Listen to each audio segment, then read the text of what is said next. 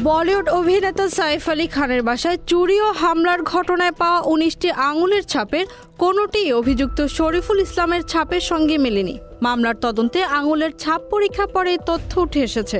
শুরু থেকেই শরীফুলকে বাংলাদেশি হিসেবে পরিচয় দিয়ে আসছে ভারতীয় তথা মুম্বাই পুলিশ।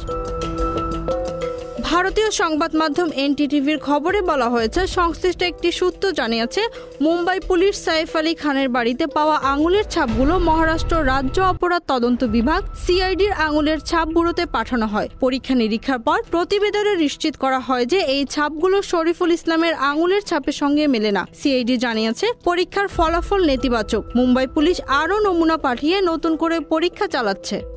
এর আগে গত ১৫ জানুয়ারি ৫৪ বছর বয়সী অভিনেতা সাইফ আলী খান ছুরিকাঘাতে আহত হন। এক অনুপ্রবেশকারী তার বাড়িতে ঢুকে পড়লে সাইফ তাকে থামানোর চেষ্টা করেন। তখন ওই ব্যক্তি তাকে ছুরি দিয়ে আক্রমণ করে। আঘাতগুলোর মধ্যে একটি তার মেরুদণ্ডে লাগে। হামলাকারী পালিয়ে যেতে সক্ষম হয় আর খানকে গুরুতর অবস্থায় মুম্বাইয়ের লীলাবতী হাসপাতালে ভর্তি করা হয়।